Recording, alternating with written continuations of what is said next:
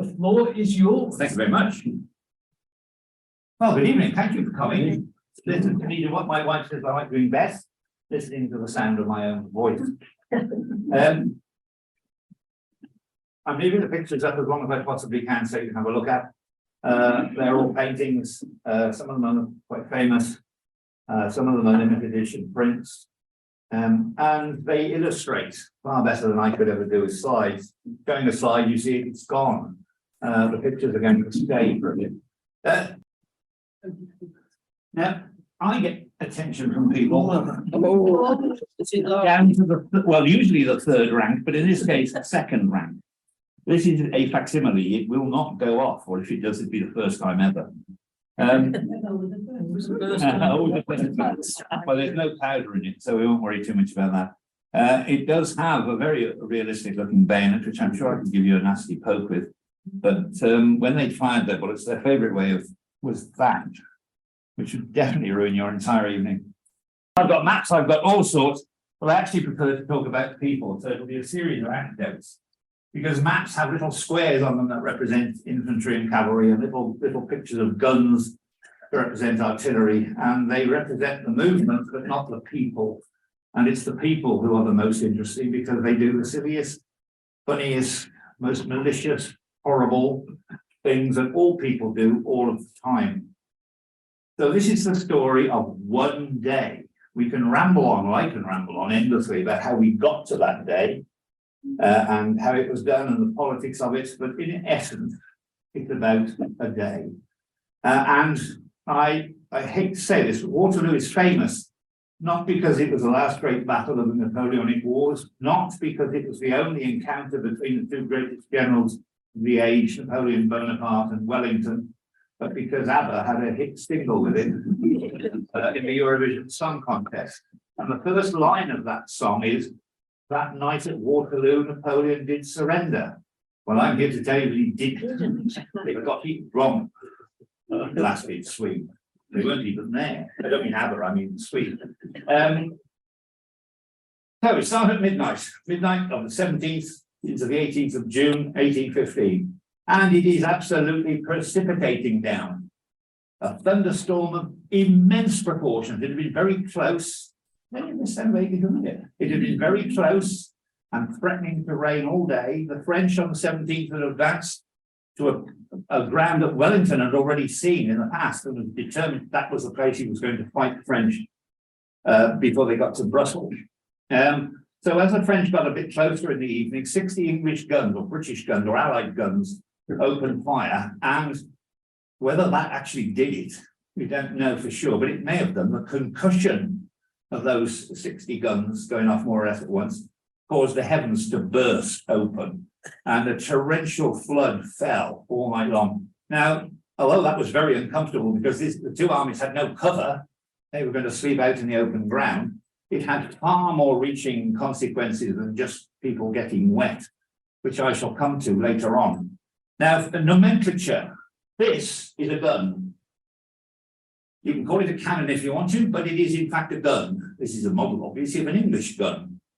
That is not a gun. That is a small arm. It's a very big small arm, but nonetheless, it is a small arm. This is the standard in British and, in fact, our allies. Wellington didn't have an army of Englishmen, Scotsmen and Irishmen. There's a joke in there somewhere.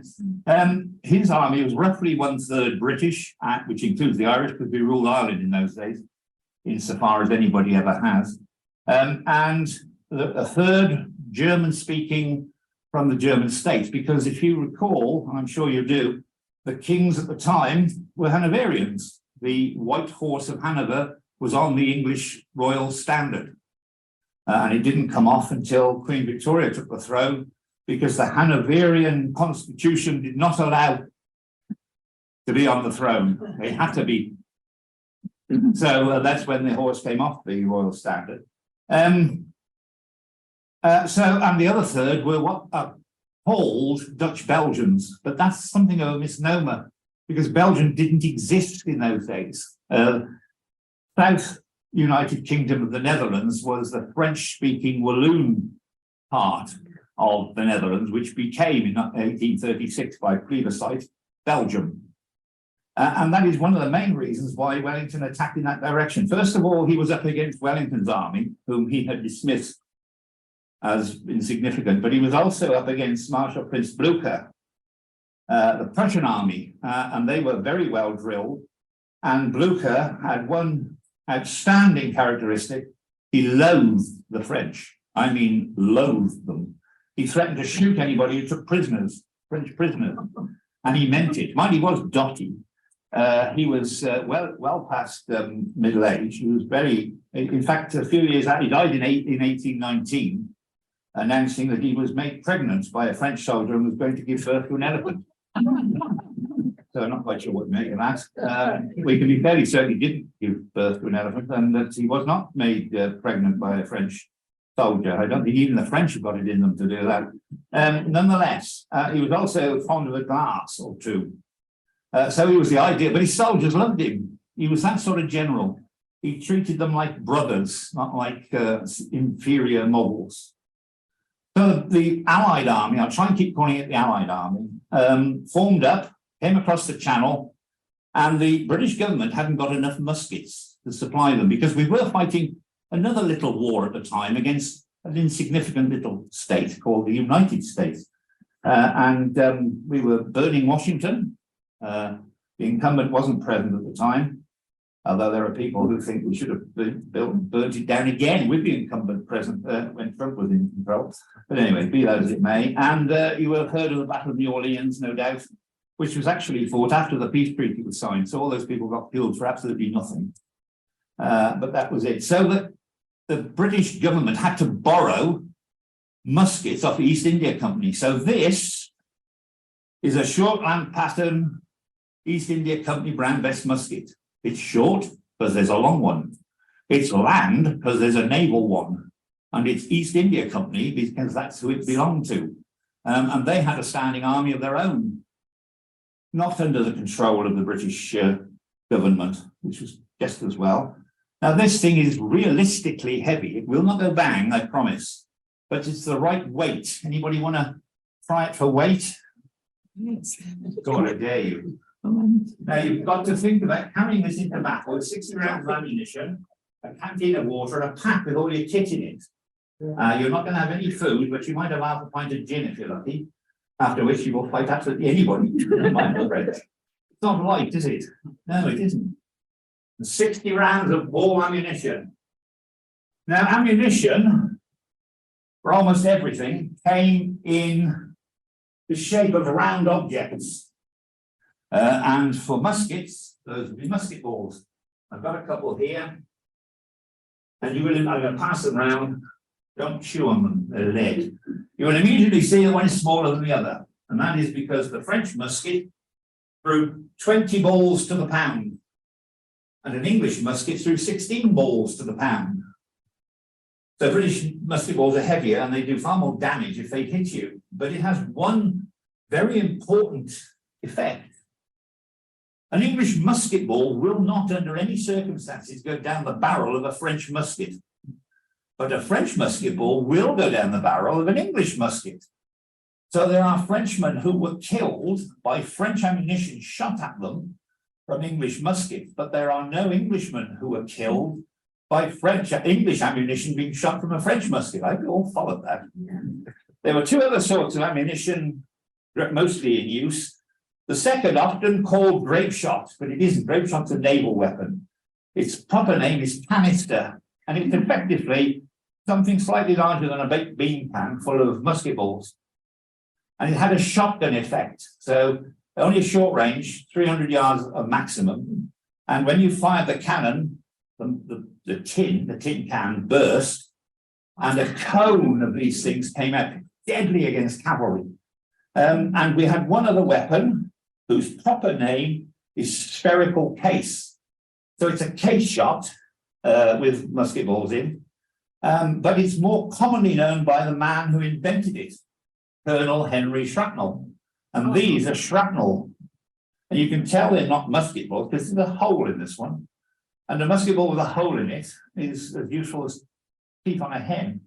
So those are shrapnel, and they're designed to go off over your head and blow down on you and ruin your entire evening or afternoon. It was wet. Napoleon managed to get himself convinced that he couldn't draw up his artillery until the ground had dried significantly. Now, Napoleon regarded artillery very highly. He had 240 odd guns at Waterloo. He called them his beautiful daughters. My French is rubbish. So if I do speak a bit of French and you don't understand it, I'll say it again in English. Mes belles filles, my beautiful daughters. And he was a gunner himself. And guns in those days were scientific. A gunner could shoot the flag off a flagpole. We could shoot the flagpole without any great difficulty at all, except when he was being shot at. Maybe it was more difficult. But this is Wellington. This is Napoleon, rather, inspecting his guns before the battle began, and he was convinced that he needed the ground to dry, and he drew up an 80-gun battery, which he set on a little hill. The battlefield itself is a valley and two low-lying mounds on either side. So Wellington was on the northern face, and the French were on the southern face. And Wellington kept half his, or even more than half of his troops, behind the ridge. So the French couldn't see them. And if you can't see something with artillery, there's none of this, over the top fire. You have to see what you're aiming at, and the French couldn't. So they blazed away for several hours, not knowing whether they'd actually hit anything or not. They're making you do a lot of work back there, aren't you? Just throw them across, they'll catch them.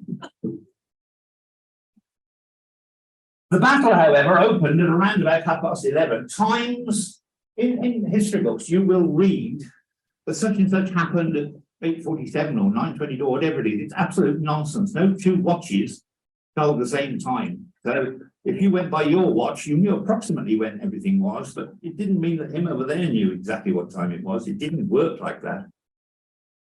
Napoleon wanted to draw off some of Wellington's troops from the ridge. So he instructed his younger brother, Prince Jerome Bonaparte, to carry out a diversionary action against a chateau called Hougoumont, which was in a wood. There are only 3 trees left now, and they're in a poor state. But at the time, it was in a wood. And the idea was that they would attack it gently, and that Wellington would send reserves into the chateau, thus weakening his main defensive ridge. Here they are attacking the Chateau of Hougoumont. Now, this is the gardener's cottage, and Hougoumont is still there. The main place burned down, but that is now, what's the thing people call? Landmark Trust. Landmark Trust. The Landmark Trust own this, so you can go and stay there. I was tempted to take my musket and threaten to take pot shots, but in general, we thought that was a very good idea. But the French attacked it, and Jerome lost his head. He couldn't get past the idea that he was doing a diversionary attack. And he threw regiment after regiment against the walls of Hougoumont, which was defended by the guards, particularly the Coldstreams. Nelly Sickonus, if any of you know that, Nelly Secunda, second to none. Known as Nelly Sickonus by the Grenadier Guards, who were obviously the first foot guards, as opposed to the second foot guards. And I usually ask anybody who's in the Grenadiers before I start, because we'll come on to them a bit later on. Anyway, they defended Hougoumont very, very strongly, and the French then cheated. Instead of going through the south gate, they nipped round the back, or round the front, depending on how you look at it. And this gate, the north gate, was kept open, because that's how tumbrils of ammunition were taken in and the wounded were taken out. And suddenly, in front of that gate, appeared a pioneer called Le Gros, and he was known as l'Enforceur. And the pioneers wear, let's be bearskin, they wear leather aprons, they all are heavily bearded, and they carry whacking great axes. And the Gros set about batching the gates and got in, him and about between 20 and 30. Eyewitnesses vary. There's nothing worse than an eyewitness. 5 people saw Lieutenant General Ponsonby killed. And every one of them gave a different version of how he was killed. And one of the 5 was 8 miles away in Brussels at the time. So his spectacular eyewitness testament was a bit dodgy. The French got in, and there was mayhem. And the commander of the chateau, Colonel MacDonald, there he is, put his own shoulder to the gate. Colonels didn't normally do that sort of thing. They would say, go over there and shut the gate with a Scots accent. But this guy actually put his shoulder to the gate and, aided by a number of other soldiers, actually managed to close the gates to them all. Now, in this picture, there's at least one dead body. Well, it's not very much alive. It is impossible. They could not have pushed that gate shut. Bodies are hard enough to move at the best of times. But if you think you could push a wooden gate shut while driving the dead body along the ground, it didn't happen like that. I don't know how it did happen, but it didn't happen like that. Wellington said many years after the battle, the victory at Waterloo depended on closing the gates at Hougoumont, because if the French had taken that, they would then enfilade the whole Allied army along the ridge and cause utter mayhem. Anyway, all this went on. The battle at Hougoumont went on all day long, a little battle within a battle. Jerome kept throwing more regiments in. Brits, reinforced by some Hanoverians, kept throwing them back, and on it went, hour after hour after hour. But about 1:30, the main battle took place, the main attack. And it's this, First Corps, D'Erlon's First Corps. Where's that camera? This is a bust of this. I like this one. Got a Perspex frame, so it's very light. I like this. The glass one's very heavy. D'Erlon had about 16,000 men, which he formed up into 4 huge battle groups and marched on the gun line, the English-British Allied gun line. Now, that doesn't really show them, because what happened was these closed up with these until they were one massive formation, 200 men wide and about 24 men deep. What I think happened was they're marching through corn. Now, corn in those days wasn't the hybrid stuff we get today. It's 5 feet odd high. And you can't march. Bear in mind, they have to march, properly, in line, stay in line, keep the step, bang, bang, bang, bang. You can't do that through 5 foot high corn. So what happened was their boots were coming off, they were slowing down, and almost certainly the people behind them caught them up, and the whole thing concertinaed until you got this body of men, 200 wide and 20 deep. Now, it's talked about cannonballs. Cannonballs were meant to fly through the air and then bounce. It's called grazing. And a good cannonball, good gunner on a dry surface, could make a cannonball bounce 4 or 5 times. The idea being, if you could do it properly and bounce it about here, you want it flying through the air, you want to bounce it here, foot, lower leg, thigh, the man behind you, guts, the man behind him, throat, the man behind him, head, then the ball goes back down again and does the same thing going back down. If you can make that happen 2 or 3 or 4 times, you've got an awful lot of wounded people. Now, the ones in the middle are dead. You're only wounded. And you are far more useful wounded than you are dead, because you are now lying on the floor making a lot of noise, which, first of all, is very off-putting for those people around you. You'd be lucky if they don't shoot you. But by and large, you're a real in the foot. And so you, madam, you only lost your leg. Probably a little higher pitch noise, but noise nonetheless. Better still, if you happen to be an officer, madam, if you're in the army, I'm sure you'd be an officer. All of these people in this row, and most of the people in this row, will want to carry you to the rear. The truth is, they don't give a bugger whether you're carried to the rear or not. But in doing so, they can carry themselves to the rear. And I can assure you, they will not rush back. However, it's a double-edged sword. There is on record a case where 8 people were carrying a wounded officer in a blanket when a common shell went off underneath the blanket, and all 9 of them were killed, blown to bits by the shell. So it didn't always work. It is estimated that Wellington lost something in the region of 10,000 men during the day. You didn't lose them, you knew where they were gone. They just took off, helping other people, a most wonderful and saintly thing to do to get you off that blasted battlefield. Anyway, the French came on, and they kept on coming on, and they got very close to the big, Allied ridge within yards when comes to the rescue a very unpleasant Welshman called Sir Thomas Picton. Now, unfortunately, Sir Thomas had left his uniform at home, so he was wearing a frock coat and a top hat, which must have made him rather conspicuous. And just as he was leading his Scottish battalions to the attack, his Celtic Highlanders, he received a musket ball through the forehead and fell to the ground, dead. And before he hit the ground, some common soldiers were rifling through his pockets. Life was hard. Nonetheless, they did manage to slow the French advance, but the French got to a hedge that was there and were really threatening. It is the nearest point of the entire day that the French came to winning the battle. When to the rescue came, under the direction of Henry Paget, the Earl of Uxbridge, our local slow desert man, well, an ancestor of theirs, came to the rescue and ordered forward 2 brigades of heavy cavalry. One, the Union Brigade, and this truly is the Englishman, the Irishman, and the Scotsman, because it consisted of 3 regiments, the Royal North British Dragoons, also known as the Scots Greys, the Royal Dragoons, Royal Dragoon Guards, and the Inniskilling Dragoons.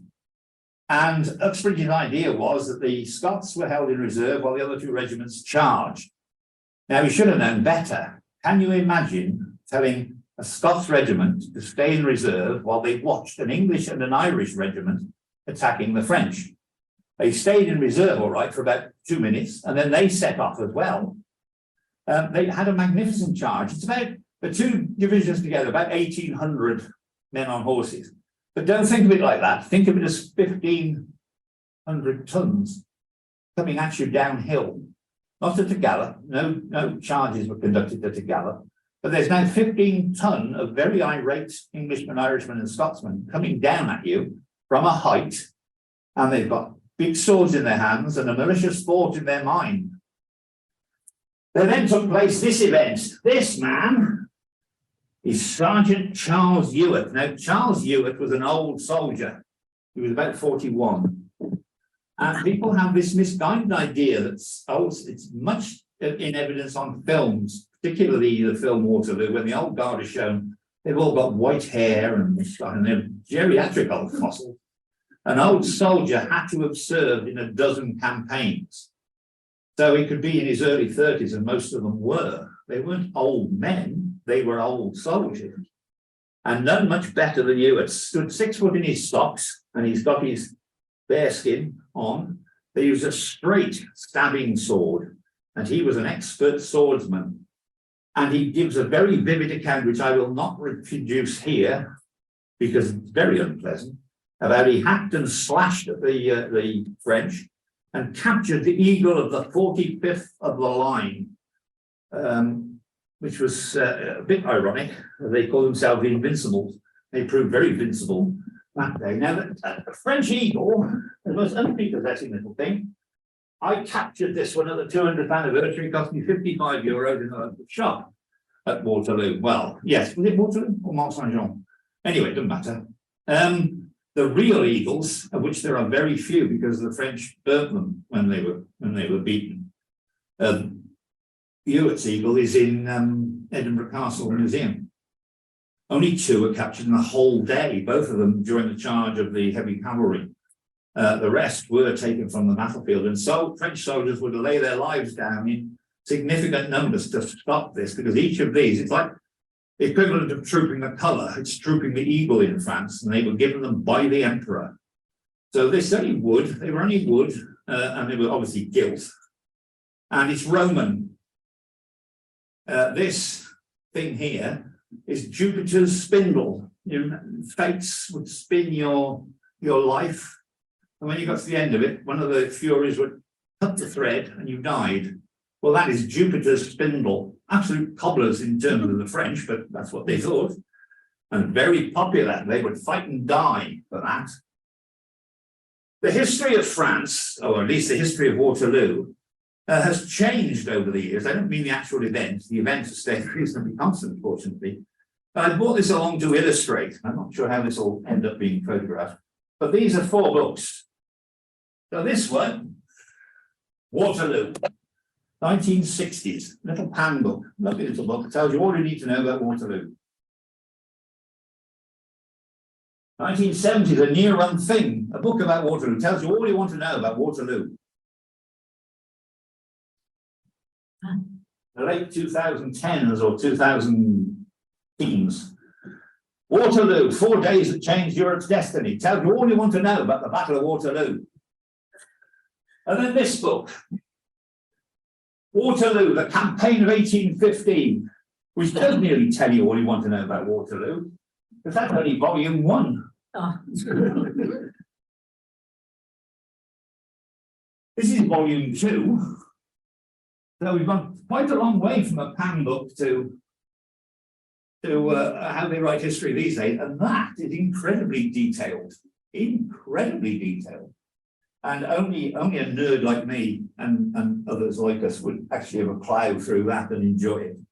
I should perhaps have told you that my wife and I are members of the Waterloo Association, a small but august body of people dedicated to preserving the battlefield, because the Belgians at one time wanted to drive a motorway through it. And people got very sniffy about that. And to promote the history of the Peninsular War, or at least the Napoleonic Wars in general. So that period in history known as the Napoleonic Wars. They do all sorts of things. We went with them to the actual battlefield in the 185th anniversary, and then went under our own steam to the 200th anniversary, which was obviously in 2015. My arithmetic's not that bad. And we spent a week there with 135,000 other people. And you were saying you've got members in Canada and Australia. Well, I don't know if your members were there, but Canadians and Australians were there, and they were really up for it. And that's what it is.